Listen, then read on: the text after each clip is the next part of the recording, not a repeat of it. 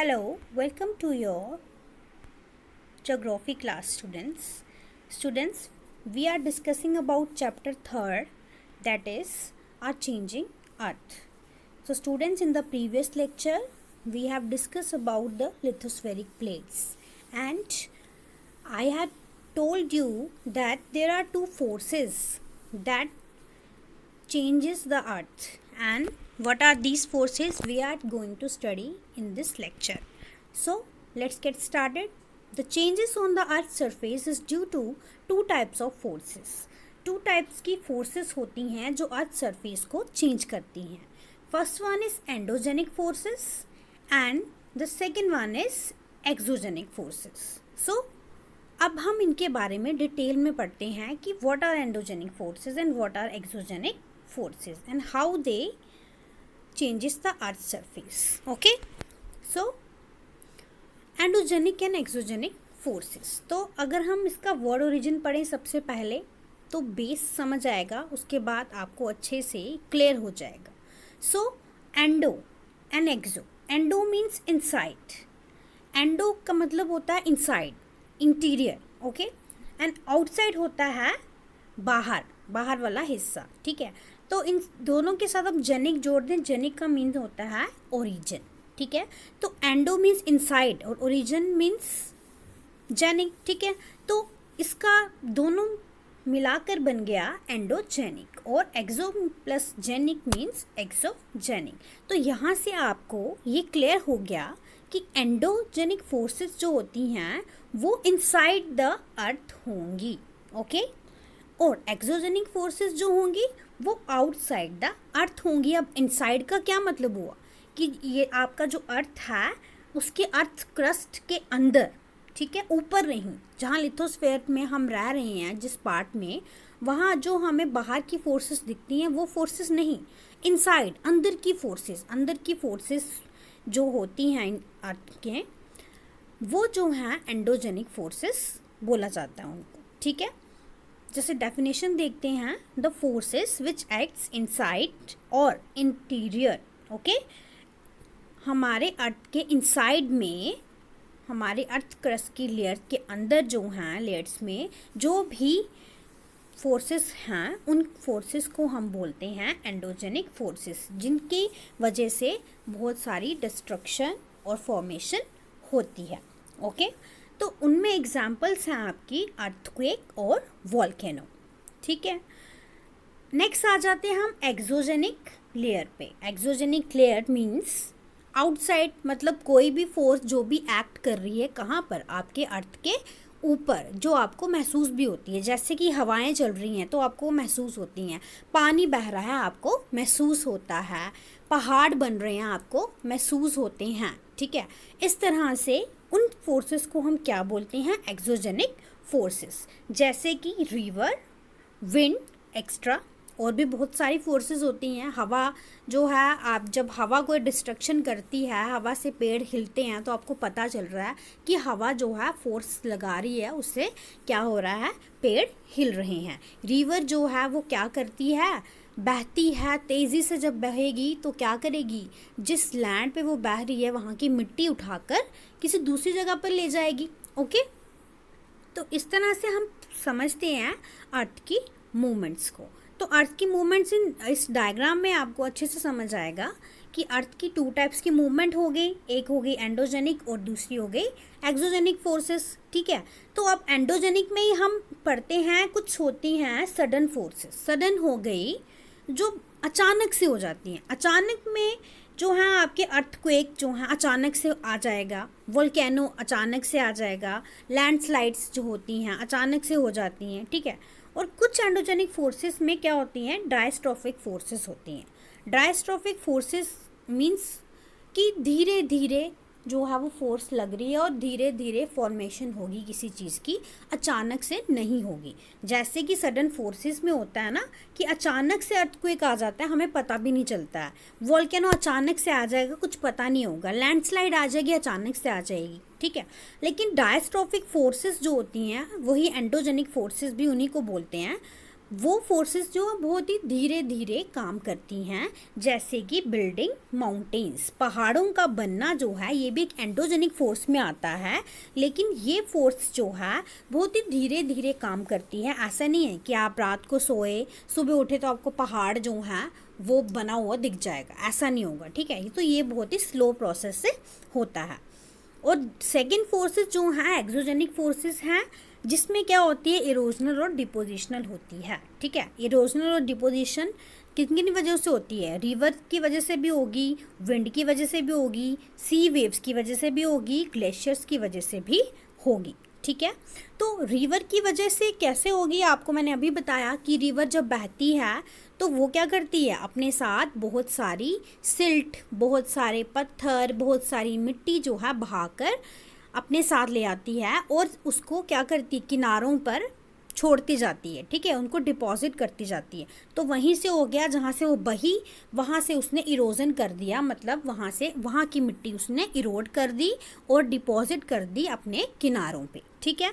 Wind क्या करेगी, आप कहीं देखोगे, कहीं डेजर्ट में आप कभी जाओगे, आपका एक्सपीरियंस रहेगा, तो विंड क्या करती है, आप देखना, जब बहुत ज़्यादा तेज़ हवा चलती है, बहुत ज़्यादा तेज़ होती है, तो रेत जो होती है, रेत के टीले बन जाते हैं, बड़े बड़े से पहाड़ जैसे, आपको ऐसे लगता है कि रेत जो है वहाँ से इरोड हुई, मतलब हवा ने उसको इरोड किया, उठाया एक जगह से और दूसरी जगह पर उसको क्या कर दिया, इरोड कर दिया और वहाँ पे डिपॉजिट करके रख दी, और वहाँ पे एक बड़ा सा क्या बन गया, टीला बन गया, ऐसे मतलब जो सैंड है वो वहाँ पर क्या हो गई, डिपॉजिट हो गई, ठीक है। तो ये विंड के एक्शन होते हैं। सी वेव्स के भी एक्शन अब आगे पढ़ेंगे, ग्लेशियर्स के भी पढ़ेंगे, वो किस तरह से अर्थ की मूवमेंट्स क्रिएट करती हैं। जैसे देखिए यहाँ पर, endogenic forces sometime produce sudden movements. अभी बताया मैंने आपको कि एंडोजेनिक फोर्सेस कभी कभी सडन मूवमेंट्स करती हैं, जैसे कि अर्थक्वेक और वॉल्केनो अचानक से आ जाते हैं, ठीक है। And at the other times produces slow movements, और कभी कभी स्लो मूवमेंट्स करती हैं, मतलब डायस्ट्रोफिक मूवमेंट्स करती हैं, जैसे कि बिल्डिंग माउंटेन्स, ठीक है। तो स्टूडेंट्स देखिए, अर्थक्वेक्स और वॉल्केनोस जब भी जो हैं ये सडन मूवमेंट्स होती हैं, तो ये क्या करती हैं, हमें फ़ायदा नहीं देती हैं, ये हमें नुकसान देती हैं। They cause mass destruction over the surface of the earth, हमारे अर्थ के अंदर से ये फोर्सेस निकलेंगी, लेकिन जब ये अर्थक्वेक और वॉल्केनो जब इरप्ट होते हैं, वॉल्केनो इरप्ट होगा, अर्थक्वेक आएगा, उसकी वजह से हमारे अर्थ पे बहुत सारी डिस्ट्रक्शन होती है, ठीक है। आगे देखें, एंडोजेनिक और एक्सोजेनिक फोर्सेस में, यहाँ देखिए movement of earth due to earthquake. अब देखो ये अर्थ की मूवमेंट हुई, ये ज़मीन जो थी ये मिली हुई थी, लेकिन जब अर्थक्वेक आया तो ये मकान हिल गया, दरारें पड़ गई इधर, ठीक है।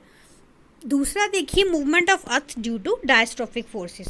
अब डायस्ट्रोफिक फोर्सेस की वजह से सडन चेंज नहीं आता, जैसे अर्थक्वेक में सडन चेंज आ गया ना एंडोजेनिक फोर्सेस में, कि सडन चेंज हो गया, जैसे ही अर्थक्वेक आया तो ये मकान हिल गया और ये यहाँ पे दरार आ गई, लेकिन यहाँ पर ऐसा कुछ नहीं हुआ। Movement of earth due to diastrophic forces में हमारा अर्थ जो है वो क्या करता है, धीरे धीरे अर्थ की अंदर की जो फोर्सेस हैं वो धीरे धीरे माउंटेन्स बनाती हैं, ठीक है। माउंटेन्स एक दिन की बात नहीं है या एक साल की बात नहीं है, बहुत कई साल, कई लाखों करोड़ों साल लग जाते हैं उन माउंटेन्स को बनने में, ठीक है। वहीं पे अब इरोजनल और डिपोजिशनल फीचर देखें हम, ये किसके हैं, इरोजनल और डिपोजिशन फोर्सेस, ये किसकी हैं, एक्सोजेनिक फोर्सेस हैं जो बाहर दिखती हैं, ठीक है। और ये फोर्सेस कौन सी हैं, जो एंडोजेनिक हैं, जो अंदर से आती हैं फोर्स और बाहर हमें रिजल्ट दिखाती हैं, ठीक है। तो इरोजनल और डिपोजिशनल फीचर में देखिए कि कैसे, अब देखो एक नदी बह रही है तो उसने एक जगह से उठाकर चीज़ें लाई और एक जगह पर वहाँ पर डिपॉजिट कर दी, इसी का मतलब है इरोजनल और डिपोजिशनल। और दूसरा मैं आपको विंड का भी दिखाती हूँ, देखिए erosional and deposition due to wind. Wind से क्या हो गया, देखो ये रेत के टीले बन गए जो मैंने आपको बताए थे, ठीक है। हवा चली, बहुत तेज़ हवा चली तो एक जगह पर रेत इकट्ठी हो गई, पूरी हर जगह फैली नहीं, एक जगह पर उसको क्या कर दिया, उसने इकट्ठा कर दिया, ठीक है।